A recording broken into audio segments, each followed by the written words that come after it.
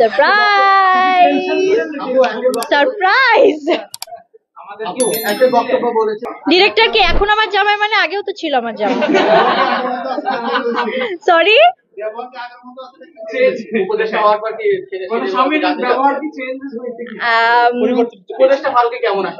আমি যদি বলা চলে তাহলে বাসায় তো আসলে আমি উপদেষ্টা, বাসায় তার।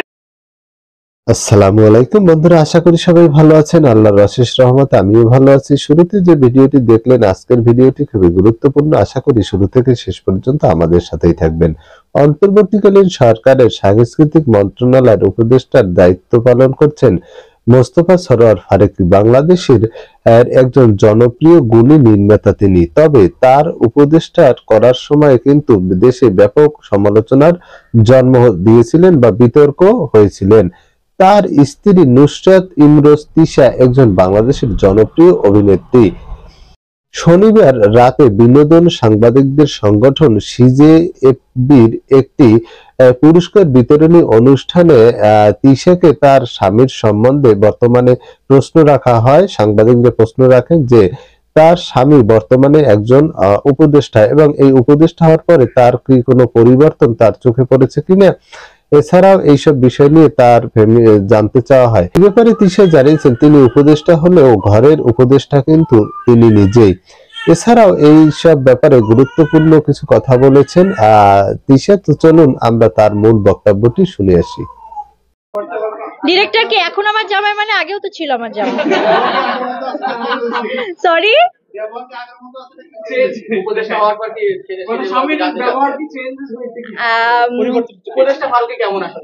আমি যদি বলা চলে তাহলে বাসায় তো আসলে আমি উপদেষ্টা, বাসায় তার কোনো পরিবর্তন আমি এখনো লক্ষ্য করিনি, বাইরেরটা আমি জানি না। আমরা তো আসলে যখন থার্ড পারসন সিঙ্গুলার নাম্বার শুরু করি তখন থেকে কিছু না কিছু পরিবর্তনের আশা নিয়েই তো শুরু করেছি। তো থার্ড পারসন সিঙ্গুলার নাম্বার থেকে এখন 840 অনেক পরিবর্তন এসেছে এবং আমি আশাবাদী যে ভবিষ্যতে আরো ভালো সিনেমা আমাদের বাংলাদেশে হবে এবং বাংলাদেশের সিনেমা সত্যিকারে ভালো পর্যায়ে যাচ্ছে। বিভিন্ন বাজেটের সিনেমা হচ্ছে, বিভিন্ন ধরনের সিনেমা হচ্ছে এবং দর্শকদের রুচির পরিবর্তন হয়েছে, তারা বিভিন্ন রকম সিনেমা দেখছে এখন। সো আমি অনেক আশাবাদী আরো অনেক চেঞ্জ আসবে, ভালো চেঞ্জ আসবে। কি ক্ষমতাবান বেশি মনে হয়? আমি তো সবসময় ক্ষমতাবান। না, আমি এসবে বিশ্বাস করি না। আমি একজন আর্টিস্ট এবং আমার সবচেয়ে বড় ক্ষমতা হচ্ছে আমার অডিয়েন্স, আমার সাংবাদিক ভাই বোনেরা। সো তারা যতদিন আমার পাশে আছে আমার কাছে মনে হয় আমি ক্ষমতাবান। তারা যদি আমার পাশ থেকে চলে যায় তখন হবে আমি ক্ষমতা তখন আমার থাকবে না।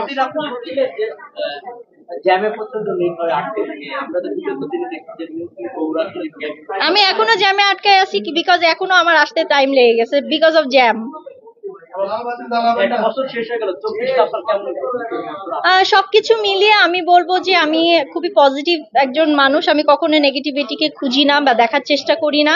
সব নেগেটিভিটিকে দূরে সরিয়ে আমি এতটুকুন বলবো যে আমার প্রতি বছরই ভালো যায়, কারণ আমি ভালোর দিকে তাকিয়ে থাকি। যে সকল ভালো স্মৃতি আমার থাকে সেগুলোকে আগলেই আমি সামনে এগিয়ে যাই।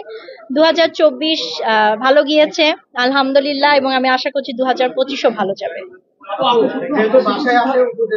হ্যাঁ, এটা কি অপরাধ? আগে বলেন, এটা অপরাধ?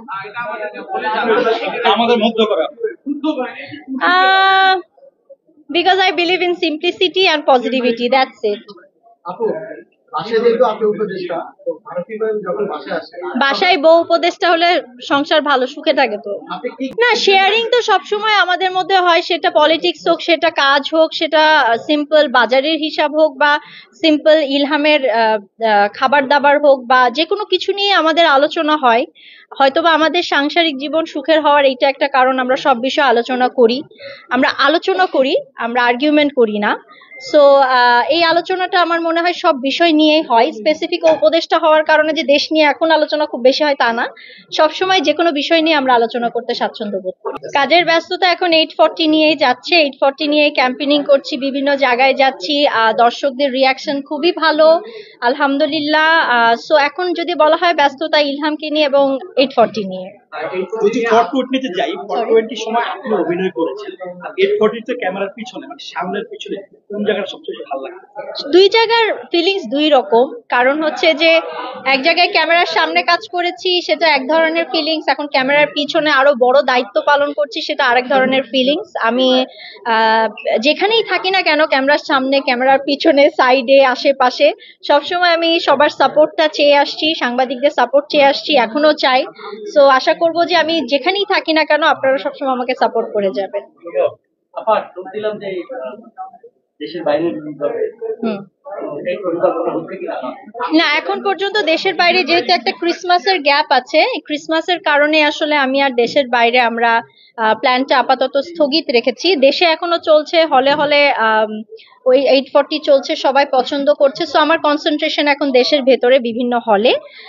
দেশের বাইরেরটা আমরা একটু পিছিয়ে দিয়েছি, আমরা শীঘ্রই জানাবো। আরো একটা নিউজ আসতে যাচ্ছে, অবশ্যই আপনারা কিছুদিনের মধ্যে জানতে পারবেন। Surprise surprise. বন্ধুরা, আমরা নুসরাত ইমরোজ তিশার বক্তব্যটি শুনলাম, যে তিনি তার যে স্বামীকে নিয়ে যে বক্তব্যগুলো দিয়েছেন বা যে কথাগুলো বলেছেন। তো এই অনুষ্ঠানেরই প্রধান অতিথি হিসেবে উপস্থিত ছিলেন মোস্তফা সরোয়ার ফারুকী। তো বন্ধুরা, আমরা আপনাদের মাঝে উপস্থাপন করলাম যিনি বাংলাদেশের একজন জনপ্রিয় অভিনেত্রী নুসরাত ইমরোজ তিশা, তার বক্তব্যটি। তো বন্ধুরা, আপনি আপনার মূল্যবান মতামত অবশ্যই কমেন্ট বক্সে কমেন্ট করে জানাবেন। তো দেখা হবে আগামী ভিডিওতে, সেই পর্যন্ত ভালো থাকবেন। আল্লাহ হাফেজ।